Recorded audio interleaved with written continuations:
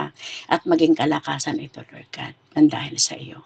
Lord, salamat po muli at tunay, Lord, ibinabalik ko po sa Diyos ang aking pong taos-pusong pasalamat sa nag-iisang pangalan po, Ama, ng aming pong tagapagligtas na si Jesus. Amen and amen. Nabiyayang umaga po sa inyong lahat, mga minamahal kong kapatid. Minsan pa, isa pong napakalaking pribilehiyo to para sa akin. Dahil meron pong Diyos na sa bawat ating ginagawang mensahe, siya ang nagbibigay po ng mensahe para sa atin. Sino po, may tatanong lamang po ako, sino po rito yung may laban po sa buhay? Pwede po bang maglagay po ng heart o any kinds of yung emoji natin? Marahil po, no, lahat po tayo ay mayroong mga laban sa buhay. At hindi lamang po iisa lang ang nakakaranas ng mga problema, mga hinaing sa buhay, no? Ito po ay maaaring makapagbigay po ito ng kalakasan sa bawat isa.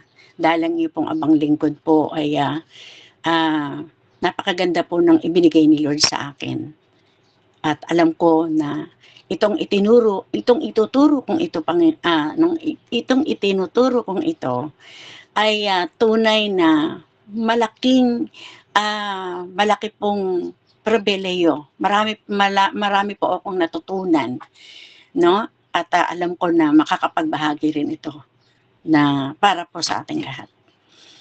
At pinamagatan ko po ito ng God is greater than any problem I had. Mas malaki ang Diyos kaysa sa anumang problema ko.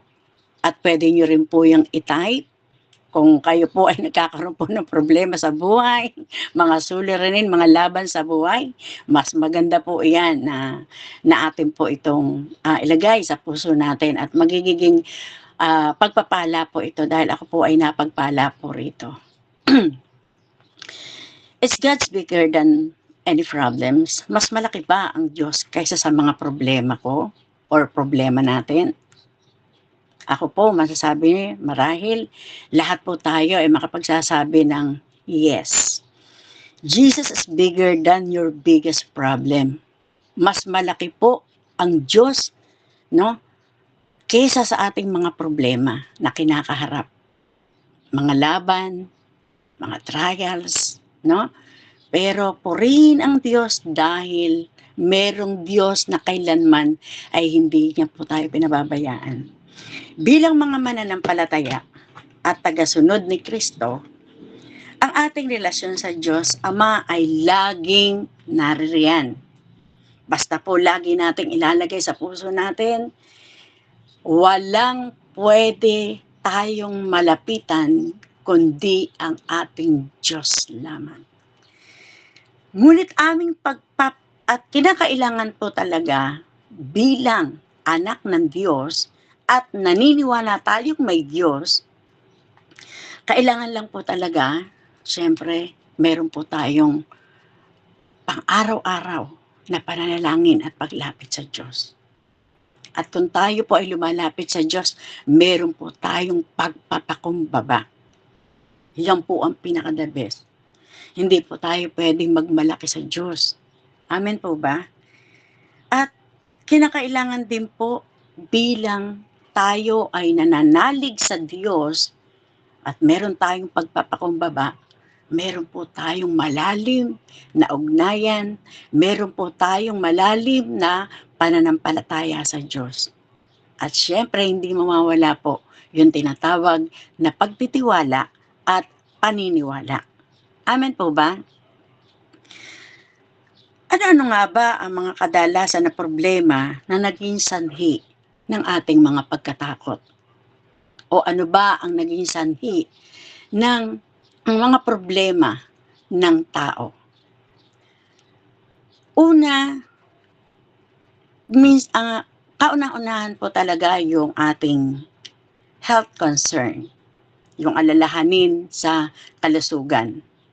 Lalo na kapag ikaw na mismo o ako na mismo o isa sa pamilya natin ang may karamdaman, hindi po ba minsan nagkakaroon po tayo ng lungkot sa ating puso?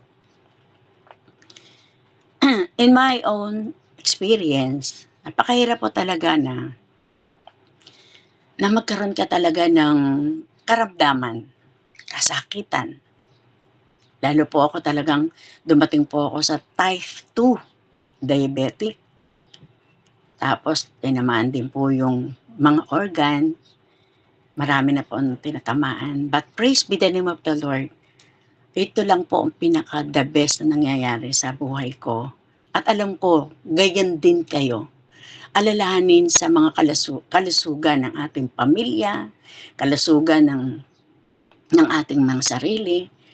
Alam niyo po ba na hindi hindi dapat po talaga tayo palang matakot sa mga ganong kalalagayan. Dahil alam natin, may Diyos na tayo po ay pagagalingin niya. Kung paanong kumilos ang Diyos noon, no? Paano nagkumilos ang ating Panginoong Hesus? Mga bulag nakakita, mga bingi nakarinig, mga lumpo nakalakad, no? Marami po. May mga tao na talagang inagasan ng dugo, ng babae, pero nandoon yung kanilang pananampalataya. Kailangan lang po talaga yung alalahanin natin sa ating kalusugan, kinakailangan talaga meron tayong totoong paglapit kay Lord. Yan ang pinaka-the best eh. At pangalawa po, financial struggles. Yung pakikibaka sa pananalapi. Ano nga ba yung pakikibaka na yan? Ano ba yung naging dahilan? Ano ba yung naging problema natin sa pera? Una, marahil, utang. Masakit sa ulo. Tama po ba? Masakit sa dibdib. Kapag ka ikaw ay, lalo na pag dumarating na yung mga due date natin, lalo na sa mga nangungupahan, no? Talagang hindi ka po pwede na hindi mo iisipin yun eh. No? Hindi tayo pwedeng hindi mag-iisip. Darating na yun, lalo po sa amin po sa Bataan. Isang buwan lamang na hindi ka makakabayad at lumampas na ng 3 araw o 5 araw, puputulan ka na po. Dito po ang patakaran dito sa Bataan. Lalo na dito ako sa Pilar, ina-announce pa yun.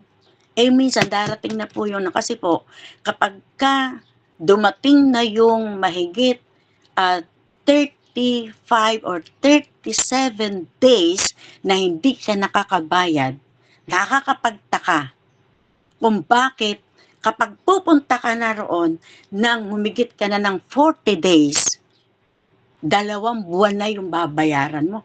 Eh sabi ko, kung minsan nangyayari, bakit puputulan ka na agad? Eh wala, o kung hindi ka nang puputulan, pag magbabayad ka, 2 buwan na yung babayaran mo. Kaya, hindi ka po pwedeng hindi talaga, yung bang masasabing nagkakaroon ka na rin ng takot, ng pangamba. Darating yung tubig, no? At iba-iba pang mga sitwasyon sa pananalapi. So, ito po yung nagiging dahilan kung bakit kung minsan natatangay po tayo. Pero meron din po ako natuklasan dito.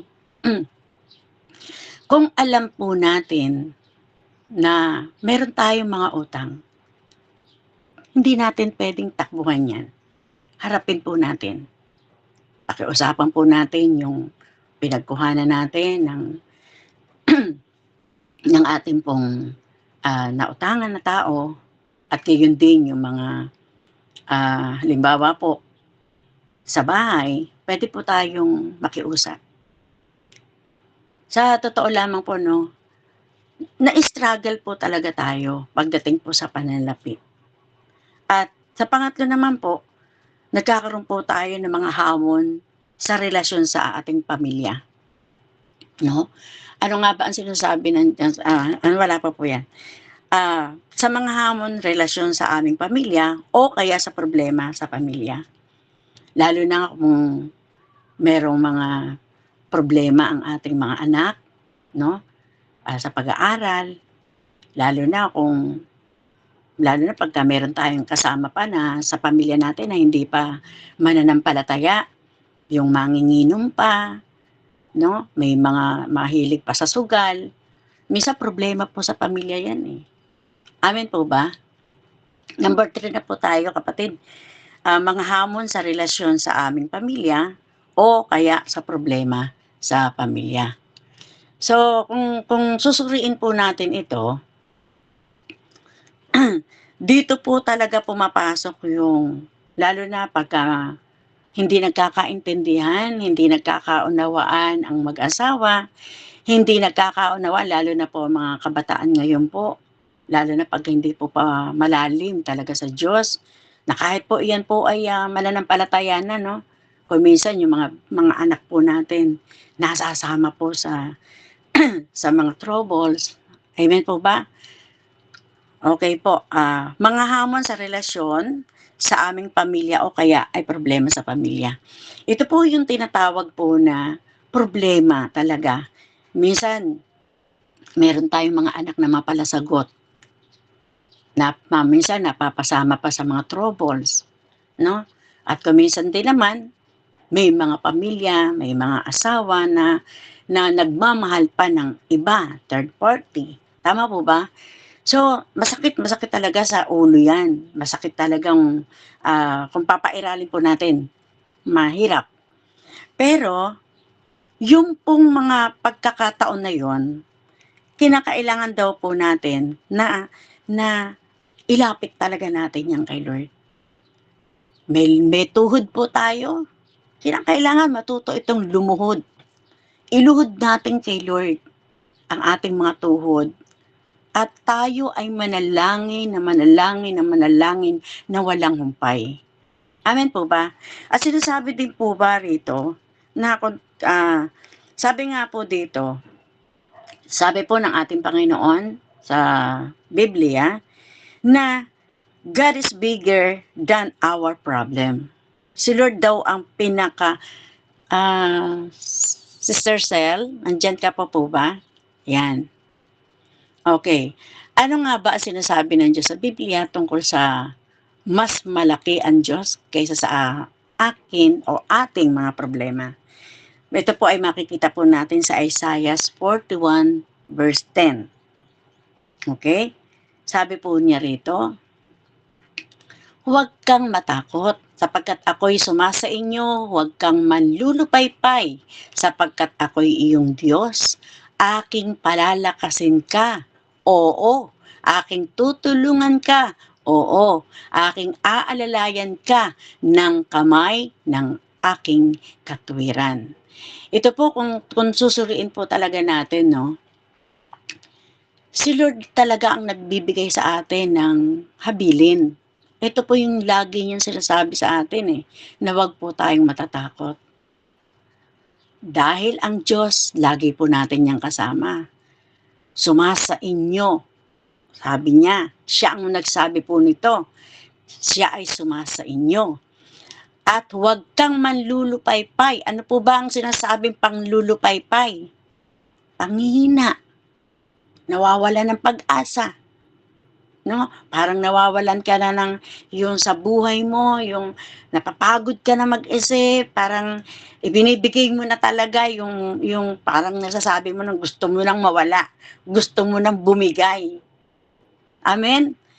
Pero sabi nga ng Lord wag, dahil mismong ang Diyos ang magbibigay sa atin na tayo ay kanyang palalakasin. Lagi niya tayong tutulungan, aalalayan. Amen? Kaya napakabuti po ng Diyos. Nung dumarating po ako sa ganyang kalalagayan, sa totoo lang po, yan yung aking laging, yan po yung sinabi ng Diyos na pinanghahawakan ko. Kasi sa tuwing tayo po ay nangihina, siya ang nagpapalakas po sa atin. Amen po ba? Hello po? Amen po? Siya po ang siya po yung tunay na nagpapalakas at siya rin ang tutulong sa atin. Meron man sigurong tutulong sa ating tao. Meron man sigurong tutulong sa atin na pamilya natin, pero hindi nila maibibigay ang lahat. Halimbawa mong kailangan mo ang 5,000, 6,000, 10,000 para pambabayad, pero siguro may tutulong lang sa iyo, 500. Pero magpasalamat na rin po tayo kasi may dumating. Amen po ba? Pero iba pa rin yung pagkilos, iba pa rin yung pagtulong ng Diyos sa atin. Kaya nga sinasabi, huwag na huwag tayo talagang aasa sa tao. Mas masarap ang umaasa tayo sa Diyos. Amen po ba? At sabi nga po rin dito, no? Doon po sa Jeremiah, ito po ang pinaka-the best din para sa akin. At alam ko na ito rin po ay magiging malaking pagpapala din po sa inyo. Sabi nga po dito, no? Narito ako. Sino po ba yung nagsasabi na yan? Sino po yun? Hello? Ang Panginoon, di po ba? Ang Diyos ang nagsasalita. Narito ako, ang Panginoon, ang Diyos ng lahat ng tao. Ibig sabihin, walang pinili ang Lord. Lahat ng tao, no? Lahat ng tao ay, ano raw, magbibigay sa Kanya na walang mahirap sa Kanya. Lahat tayo ay bibigyan niya. Siya ang kikilos sa atin. Amen. Narito ko, ang Panginoon, ang Diyos ng lahat ng tao. May anumang bagay-baga na totoong mahirap sa akin. So, ibig sabihin, walang mahirap kay Lord. Kung minsan, aminin man natin o hindi. Minsan, simple-simple lang. Maano na tayo, yung hindi na natin naiisip na meron tayong Diyos na kailanman hindi niya tayo pababayaan. Meron tayong Diyos na walang mahirap sa Kanya. No? Kaya salamat sa mga itong verse na to, itong nagbibigay din sa akin ng kalakasan, ng katatagan. At alam ko rin, lahat po tayo ay ganito po ang nangyayari. So, ibinibigay ko lamang po ang iilang pong verse na ito at bibigyan ko pa po kayo ng isa. Awit 46 verse 1. Chapter 46 versikulo 1, ang sabi, ang Diyos ay ating ampunan at kalakasan, handang saklolo sa kabagabagan. Ano po ba ibig sabihin ng kabagabagan? Yung mga doubt. Yung para sa atin hindi natin kaya. No? Naglalagay sa puso natin yung takot. Amen? Pero ang sabi nga niya, no, siya ang magbibigay sa atin ng kalakasan at siya ang aampon. Pag sinabing ampon, no, mag-ampunan at kalakasan, siya yung magbibigay sa atin ng kalakasan, katatagan. Siya ang sasaklolo sa atin. Huwag lang tayong bibitaw. Huwag lang po tayong bibitaw. Ako, yan po lagi ang sinasabi ko kay Lord eh. Lord, kung makabitaw man ako, hawakan mo mga kamay ko. Amen. Hawakan mo po ang kamay ko, Lord. Patatagin niyo po ako, palakasin mo po ako, Lord. Dahil alam ko, ikaw ang aking Diyos na buhay na sinasamba kong tunay. Dapat ganito po lagi tayo. Dito dapat pumapasok ang takot, no? At yung ating paniniwala. At makikita po natin ito sa awit, chapter 11, verse 1 and 2. Nagtitiwala ako sa Panginoon ng aking kanlungan. O tao, bakit ninyo sinasabi sa akin, tumatakas ka papuntang kabundukan at lumilipad tulad ng ibon? Inihahanda na ng mga masama ang kanilang mga pana para panain ang mga matuwid. Kung talagang tutuusin po nito, no, sinasabi po rito talaga na yung lesson po nito, marami ang nagsasabi na may pananampalataya siya sa Diyos. Ngunit makikita natin iyon sa uri ng pagtitiwala ng isang tao sa Diyos. Paano ba siyang pinapakita niya na meron tayong Diyos? Dapat pinapakita natin na meron tayong Diyos. Hindi tayo kinakailangang tumakbo, no? Ang kalinaw-linaw naman na sinabi, nagtitiwala ako sa Panginoon ng aking kanlungan. Nagtitiwala, pero kung minsan, pag dumarating na talaga, para sa kanya mabigat na, tumatakbo na, lumilihis na, nagpapapana na. Kung tayo po ay naging mabuti, at ang Diyos ay mabuti, kinakailangan, wag daw po tayong mawawalan ng pagtitiwala kay Lord. Bagamat aminin natin, minsan, nadadala rin tayo ng sitwasyon, pero agad-agad umiyak lang tayo kay Lord. Sabihin na natin sa Kanya, Lord, hindi ko na talaga kaya. Tulungan mo ako. Amen po ba? Maraming nagsasabi kasi na mayroon silang pananampalataya eh. Tama po ba? May nagsasabi mayroon silang pananampalataya. Pero makikita mo minsan, bumibigay. Pero dito po sa katulad po ng kay David, no? Mas marami pong pangyayari po kay David. Pero nandoon po yung take refuge niya at yung talagang nag-trust siya kay Lord. No? Kinakailangan yung pangyayari kay David noon na talagang sobra-sobrang mga laban niya sa buhay. Pero hindi po siya nawalan ng pagtitiwala kay Lord eh. Talagang naroong ginawa niyang sumpungan, kanlungan ang Diyos at hindi nawawala yung kanyang pagtitiwala kay Lord. Tama po ba? So dapat po ganun din po tayo.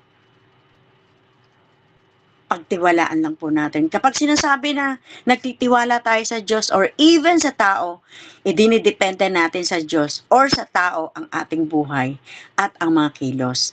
Dito papasok yung mga katagang, Lord, bahala ka na sa akin. Sino po rito yung kapag yung talagang makikita natin parang hindi na natin kaya? Sino po yung ibinibigay niya na, yung isinusurrender na kay Lord, yung mga problema. Kasi minsan talaga hindi na natin talaga kaya. Kaya masasabi na natin talaga, Lord, hindi ko na kaya. Bahala ka na sa akin. Isa po ako dyan. Kapag ka talagang marami na po akong daladalahin, no? Lalo na pagka yung wala na, halimbawa, wala na akong mga gamot. Minsan kasi meron pananampalataya pero pag nawawalan ako ng gamot, lalo na yung insulin, talagang minsan sabi ko nga kay Lord, ayoko na ng mga ganito, ayoko na mag-iinom ng gamot.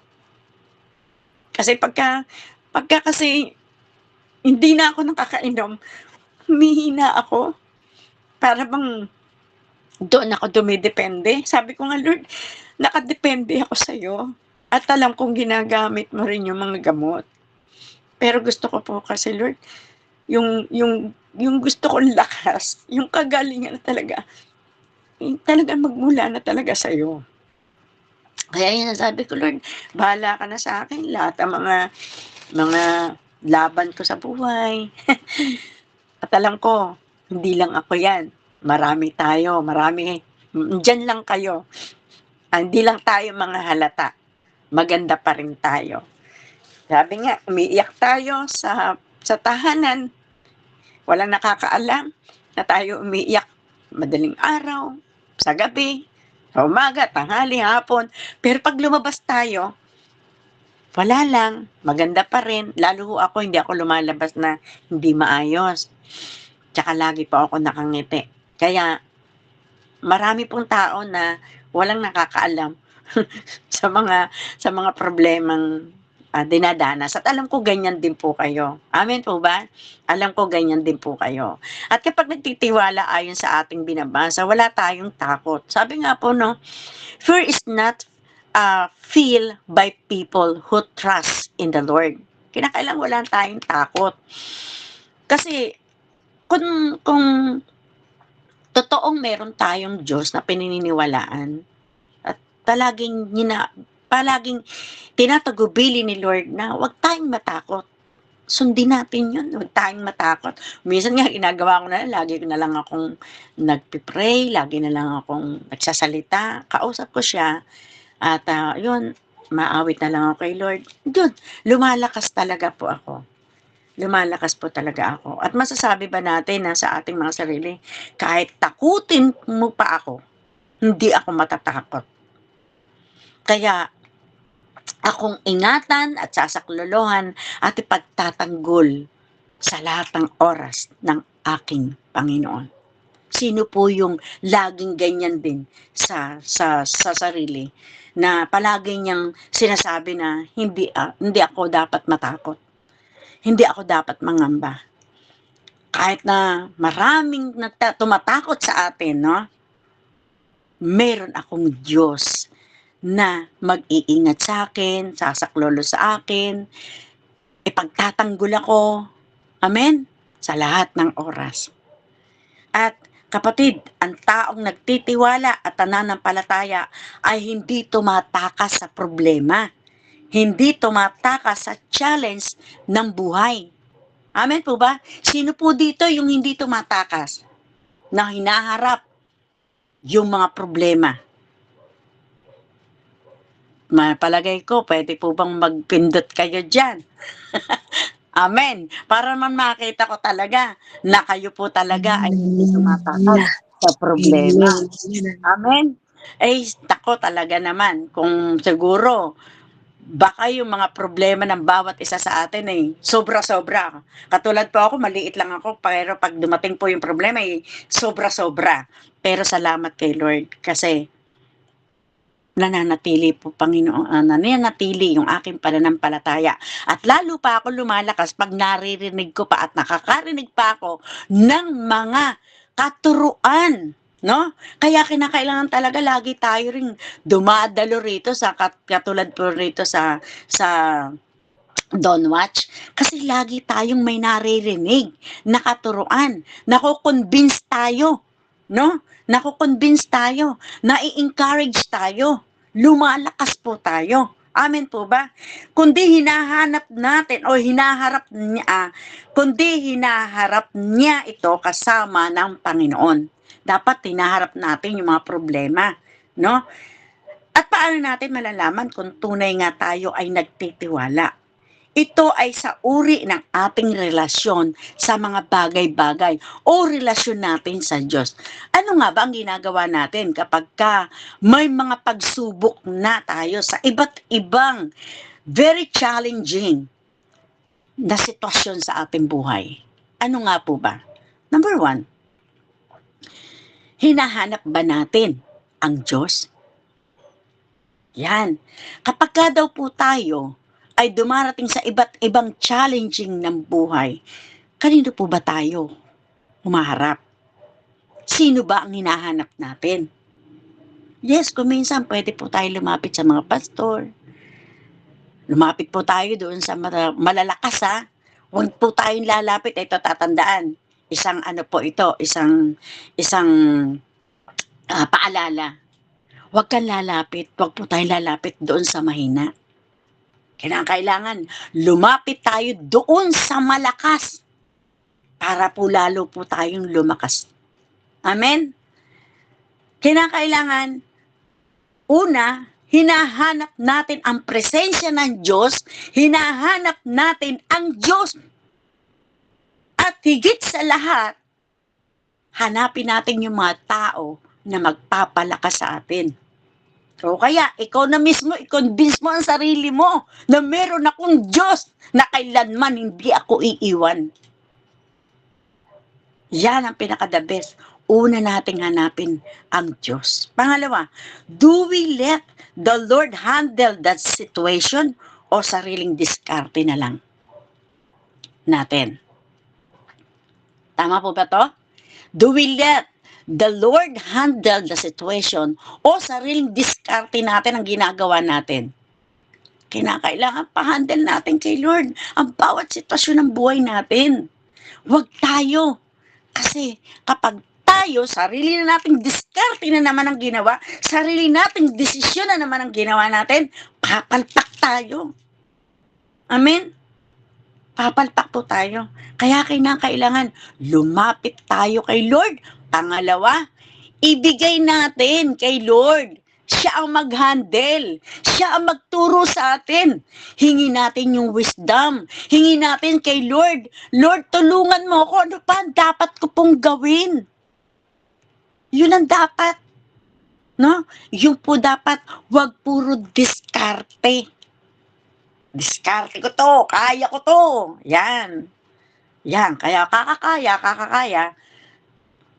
Bumabagsak. Umaaray. Amen po ba? So, kinakailangan po talaga, no? Ilagay natin to. Ibigay natin kay Lord talaga. I-surrender na natin kay Lord.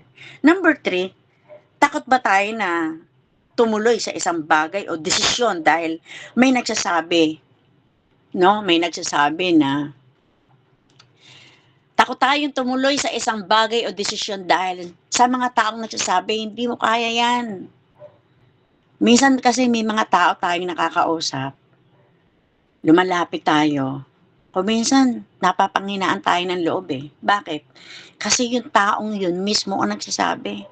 Lalo na pag sinabi mo pa sa kanya yung problema mo, suluranin mo, ang sasabihin sa'yo pa, ay, di mo kaya yan. Ay, babagsak ka talaga dyan. Kaya mas mainam pa, kausapin mo na lang si Lord. Amen po ba? Tumuloy na lang tayo sa kagustuhan ng Lord. Minsan, yung desisyon, hingi natin kay Lord na itama yung desisyon natin. Amen po ba? Kapatid, sabi nga po sa Romans chapter 8 verse 31, if God is for us, who can be against us? Amen? Tandaan po natin, sa lahat ng laban po natin sa buhay, lalo na kung isinasama natin si Lord sa sitwasyon ng buhay natin. Amen? Kapag raw, kung ano ang laban natin, ito'y laban din ng Diyos para sa atin. Lalo na, anak tayo ng Diyos. Hindi niya tayo pababayaan. Hindi niya tayo kakalimutan. No? Kaya salamat kay Lord kasi nariyan siya lagi eh. Naghihintay lang naman talaga siya. Kapatid, kung alam mong kasama mo ang makapangyarihan at yung ating Panginoong Jesus, no, ang ating Amang Diyos, ang ating banal na Espiritu, hindi tayo dapat matakot. Hindi tayo dapat mangamba. Tatandaan po natin, He will never leave you nor forsake you. Hindi niya tayo iwanan, hindi tayo pababayan. At makikita natin to sa Hebreo 13 verse 5 at doon din sa Deuteronomio 31 verse 8. Sinasabi nga po rito, no, ay siyang magpapauna sa inyo, siya'y sa inyo, hindi kanya iiwan ni pababayaan ka. Ikaw ay huwag matatakot ni manlulupaypay. Hindi po ba ang pagkaliwaliwanag? Ang Panginoon ay siyang magpapauna sa iyo. Hindi siya magpapauli kasi kaya siya nagpapauna kasi aantabayan ng kanya. Lahat ng lalakaran mo, uunahan ka na niya para hahadlangan niya na yung mga bagay na ikababagsak natin, ipanghihina natin, panlulupaypayan natin, pag-aalala natin. Amen? Kaya, nandoon, no, yung pang-una, nagpapauna na ang Lord sa atin. Siya'y sasa iyo. Ang sarap natin kaya noon. Ito'y kaliwa-liwanag. Sasa iyo, ibig sabihin ng sasa iyo, nasa sa atin si Lord. Hindi niya talaga tayo iniiwan. Hindi niya tayo pababayaan. Kaya nga sabi nga rin po sa Hebreo, chapter 13, verse 5, sa anumang paraan ay hindi kita pagkukulangin. Amen. Amen. Hindi niya tayo pagkukulangin. Alam niya lahat ng kailangan natin. No?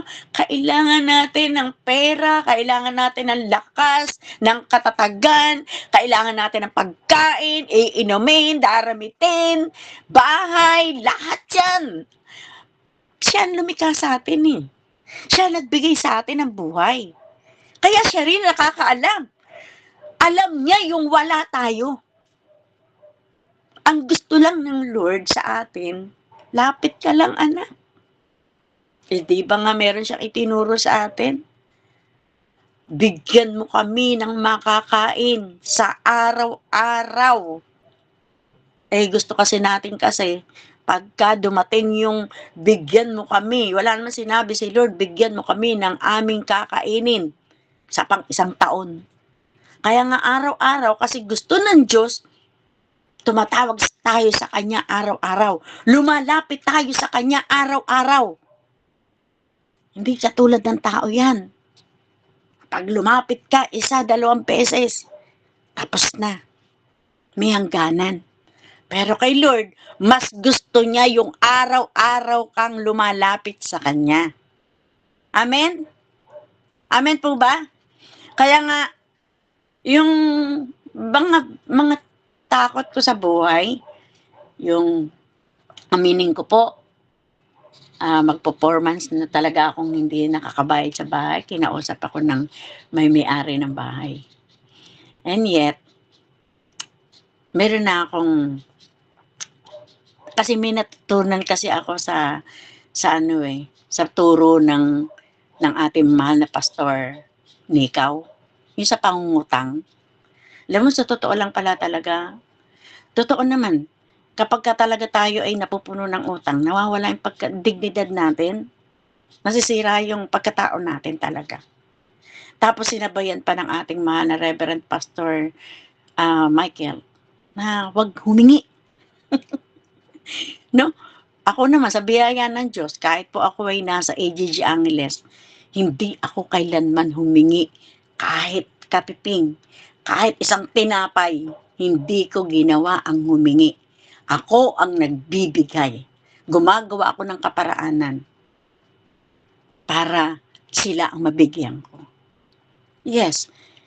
Kaya kaya nga, yung may utang-utang na yan, talagang, sabi ko, Lord, tulungan mo lang ako na maka-absuelto lahat. Matapos ko lang to mga utang ko, Lord. Mananatili ako kahit hindi na ako talaga manghihiram. Di na ako talaga uutang. At kinakailangan din, ayoko na rin lumapit. Kasi ayoko na rin pong mapahiya.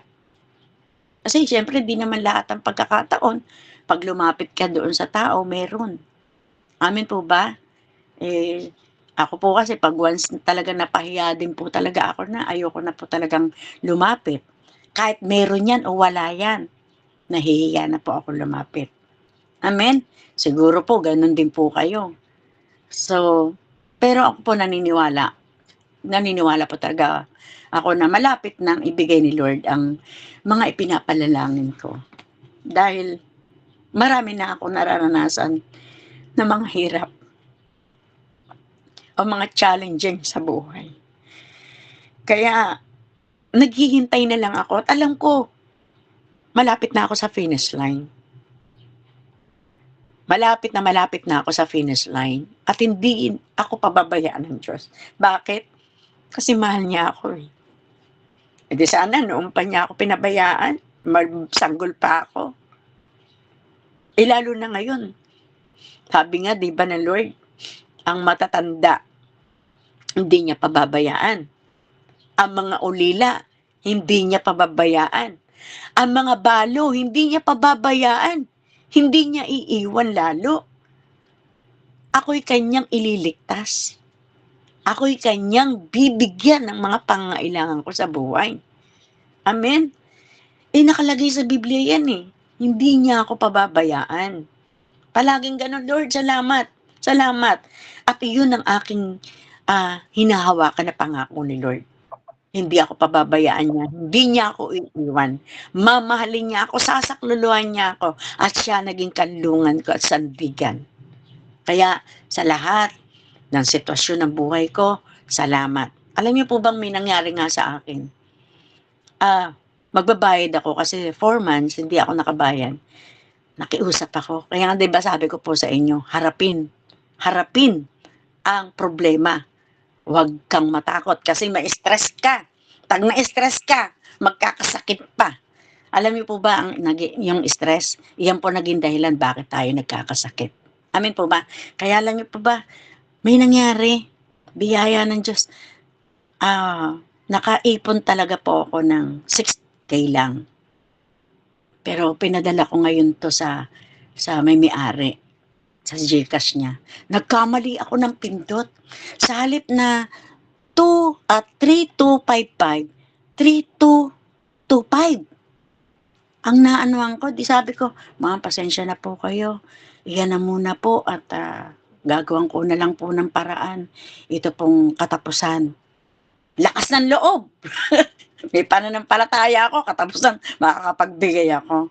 Purihin ang Panginoon. Alam niyo po ba na mali ako ng nilagay? Nung pagkakasabi po ng may-ari, wala daw, hindi niya raw po nakuha. So, umiyak talaga ako kay Lord. Dahil alam niya ang sitwasyon ko.